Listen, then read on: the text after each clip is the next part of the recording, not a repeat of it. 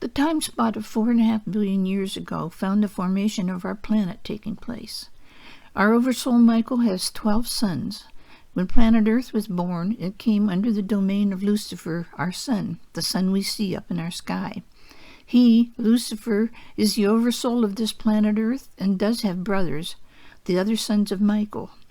At times, Lucifer looks to the domains of his brothers for help and guidance. When our son Lucifer first was born, coming up out of the black womb, the black hole of birth, its light was so brilliant, its energy was so strong, that it destroyed all that came within a close distance by pulling them into its fireball. It took a certain amount of time for it to cool enough that those attracted to it fell into their gravity pattern and stayed in set revolution around the sun. When our sun was first born, with the intensity and the heat and energy coming off of it, our planet could not have been as close as it is now without being engulfed by it. This sun did attract many and gobbled them up, so to speak, before it calmed its force field down enough that the planets that were attracted to it weren't destroyed. That attraction period is still in effect, holding the planets in their orbits around this sun, and will be in effect for a while longer. After planet Earth's birth, when it burst up from the central core of energy as a terrifically hot ball, a swirling mass of fire, it began the process of cooling down, hardening, and turning into rock. It was a long time after birth, cooling enough to start the process of life on it. The birth of planet Earth coming out of a black hole was observed by other planets populated with evolved souls. Even then, these planets had intergalactic communications, and the birth of Earth was an exciting event, a beautiful, fantastic sight. The ball of fire blazing in the distance, which was to become our Earth, was visible at all times for hundreds of thousands of years until gradually it began to cool. There was a problem with planet Earth at its birth. There were continuous explosions accompanying the birth of the planet. The gases were expanding in a way that was not normal because they were receiving too much nutrition from the birth hole, which did not close over properly. Had they not been still receiving nourishment from the birth hole of creation, they would have contracted in size and formed individual small bodies around the Earth, and our planet would have had 7 moons instead of 1. The elemental kingdom came into being with much difficulty. There were continuous explosions accompanying the birth of the planet because it didn't separate from the black hole of birth when it should have and was being fed too much energy from the vortex. The astronomical kingdom began with a cloud of energy that made up a force field of electrical currents surrounding each planet. It was made up of pieces of matter from the original explosion of the birth of the planet and mixed with debris that was the remnants from a planet that blew up. The atmospheric kingdom began after the formation of the force field, with weather patterns brought about by currents of interaction between the planet's force field and the original makeup of the cosmos. The prismatic kingdom began with the first faculty of light to become apparent in the universe, the fire at the time of the nuclear explosion. This fire was caused by friction between the outside pressure and the inside pressure of the original vacuum, and ignited itself into what we now call lightning. At 4 billion years ago, in the ethereal realm, the second pass of the planet through the oversoul took place. In the physical realm, the result of this was the beginning of life on Earth with the first bacteria, although not large enough to be seen, and the formation of an atmosphere. The geological kingdom had its actual start about 4 billion years ago. It was followed by the botanical kingdom about 3 billion years ago. The splitting into bisexual plants took another 2 billion years, placing that date at 1.5 billion years ago. 900 million years ago, the third pass through the oversoul took place. This was a transitional period and the beginning development of the biological kingdom. The actual formation of the amoeba took about 200 million years. This brings us to 700 million years ago as the start of the biological kingdom, with the amphibious stage first, because of the water that had not yet evaporated off again after the third pass through the oversoul. This one-cell amoeba was one of the gifts given planet Earth as part of her rejuvenation. In other words, it was implanted in the form of energy before Earth was born, so you can say the amoeba was embedded or implanted from the central universe onto Earth. Compare this to giving a mother certain vitamins while she's carrying her baby that will cause, for instance, extra long fingernails to develop after the child is born. This is a type of embedding that I'm talking about. It was embedded into the womb before birth. The catalyst that then caused the planet to come alive after birth was water. The water that was a result of passing through the oversoul was a life-giving element in all evolution. Without this water, the earth would still have nothing growing on it. It would still just be cooling rocks. The formation of the biological kingdom was an involved process with many transitional periods between each stage. These many transitional periods were the results of the flares, Demonia, Harmonia, and Satania, that were sent to the planets, progressing through each as the inseminating process that was in use at that time. Each flare brought forward advancements in the evolving brain cells of this animal kingdom on planet Earth. These flares were sent at widely spaced periods. At this time, the insemination experiments were begun that would carry the evolution on our planet ever forward. The creation story as written in the Bible is for planet Earth. The Bible does not take into account any pre-existence to life on the Earth plane. There was life on other planets for the divine sparks before they showered on Earth. They had been on 3 previous planets and evolved through the processes on them.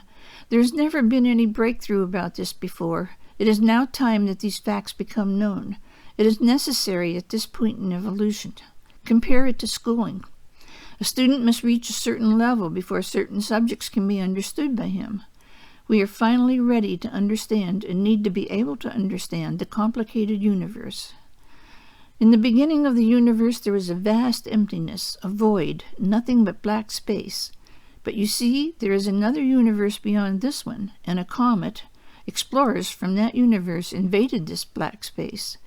Their momentum of traveling through it set up the motion that started the swirling of the energy that then started attracting and repelling and forming into groups and storms.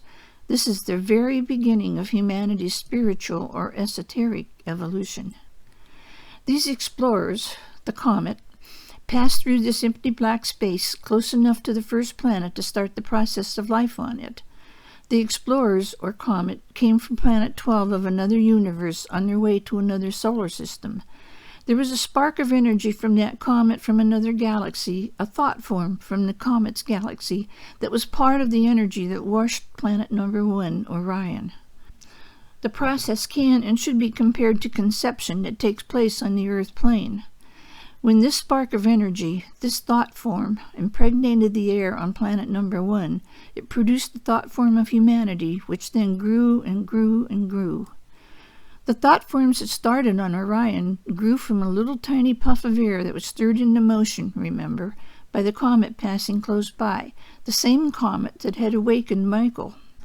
When this comet got close enough that the energy waves from it washed ashore onto planet number 1, Orion, these little tiny thought forms of air formed. The subatomic particles started attracting and repelling. Until then, this planet had been in what is termed suspended animation. It was a swirling mass of air, and the thoughts subdivided and became so many different thoughts that it could not be contained on planet number 1 any longer. It grew to be quite a large thinking mass of air. This is quite difficult for us to understand. This is the birth of Lucifer, our sun's mind, which you will soon see becomes the mind of all humanity when it shatters. It was as though it had its incubation period on this planet and then burst out of the womb of planet number 1 and proceeded to planet number 2, Placida, or Jupiter. The first planet to harden and form was Orion, and Michael the Oversoul wanted to experience it. When Orion passed through the force field of the Oversoul, it caused a solar flare on Lucifer, our sun, which in turn caused the disturbances in the atmosphere of Orion. These disturbances then affected the energy thought forms in the Oversoul. The first solar flare was named Demonia. As a flare of energy, it caused the air on the planet Orion to join and mix and mingle with the Oversoul. There was not much that this flare was capable of doing, only breathing air and blowing it around. This flare, Demonia, had a barren existence and did not accomplish much. All he could do was stay on planet number 1 as air until planet number 2 had hardened and formed enough that he could move to it. The flares keep coming, but they are still from the same Oversoul. When this large thinking mass of air formed enough to ask, "Is this all there is?" it immediately found itself on the second planet, Placida, or Jupiter. Here it developed into small ringlets of atoms that made up storms, wind, and rain. The first flare of pneumonia, then continued this way as air through all the planets and went back into the body of Michael. Michael, the creator god, did not get much satisfaction out of that stage of experimentation. As the first flare of pneumonia reached planet 4, Earth, about 200 million years ago, it caused the first split of what is termed a double-stomached animal that was evolving on the Earth. As this one-cell amoeba grew and was nourished by the vegetation in the different areas where it developed, many diverse forms started appearing and taking shape, and at one point some of them split the sac so that each half had a single stomach. The ones with this single stomach also split other factions, other genes, other sprinkles of spices. They split the internal organs exactly evenly, and because they had only half of the internal organs, they did not grow as large in size. They just grew differently. Also, the tails were not as long. The split happened hit or miss. There was no pattern, so to speak. It was known that it would happen. Let's compare it to a recipe you're following. Say you sprinkle paprika in, a little tiny bit of paprika. One of those little grains of paprika coming in contact with another certain combination of ingredients in that soup would then cause a split. It was planned that splits would only take place where this paprika landed, so that they would not all split. Only a certain amount of them would. But it was hit or miss as to where this split happened. It couldn't be planned right down to this one cell amoeba is going to split and this one is not. It's very difficult to explain this to someone who is not a scientist or an anthropologist and does not understand the difference between the factory of a human and the factory of an animal. But if you were to study it, you would see very clearly why what we call the ape family developed differently. They were the ones that developed as a result of the split. The separation of humans from animals was actually a very simple matter. The animal kingdom cannot become as humans because this minute difference in the digestive system did not take place in them. Michael then sent out another solar flare from Lucifer, our sun. The name of this flare was Harmonia. Harmonia intermixed with the Oversoul's second pass and caused separation into groups of harmonious thought forms. This flare also went first to planet number 1, Orion, experienced the same thing Pneumonia had, and passed on to planet number 2, Placida, Jupiter. Placida was a little more advanced world. Here Harmonia watched her breath form into playful little ringlets of atoms, chasing each other around and enjoying themselves and having fun. By this time, Placida, Jupiter, was getting more of an atmosphere and a solid core to it, and had more energy coming off from it, more sparking, that caused Harmonia to separate and join into little thought forms, little groups. Perhaps we could call them musical chords or triads. This is planet number 2, Placida.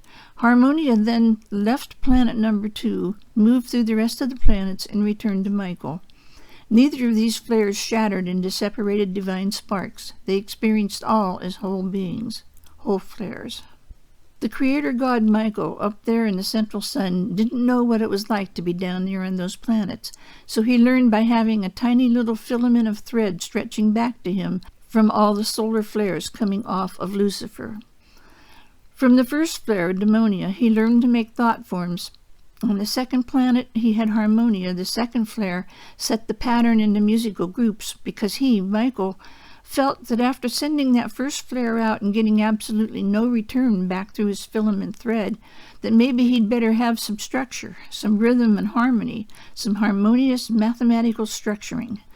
This was one of the concepts that he wanted to try out, so he set the pattern that when the flare moved to number 2, they formed into definite groupings of harmony. When the second flare Harmonia got to planet 4, Earth, it caused a split into the bisexual animal about 70 million years ago. This split was brought about due to the amoeba trying to mate with itself. This was physically difficult, and evolution took care of the problem. Evolution will always take care of physical problems of the race if they are general and widespread. The split itself was timed into the ebb and tides of the sea, which were caused by the lunar pole. The sexual drive is therefore a part of the human form that is still today more strongly felt in the human form at the time of the full moon, which is the cause of the strongest tides in the sea. As the amoeba progressed and life moved up out of the sea onto land, the pull of the moon still dictated the mating between the male and female halves of the forms that developed from the split of the amoeba.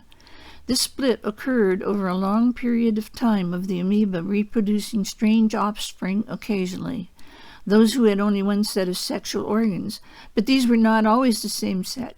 One time there would be one end of the amoeba reproduced, say the female end, and another time only the male end of the amoeba. At the same time, there was still double-sexed offspring being born. It took eons for this to evolve to where they were all single-sexed. This took place entirely in the amoeba before life moved onto the land. Even today, there can be throwbacks of nature, and a baby will be born with a double set of sex organs. This is not as rare an occurrence as you might think.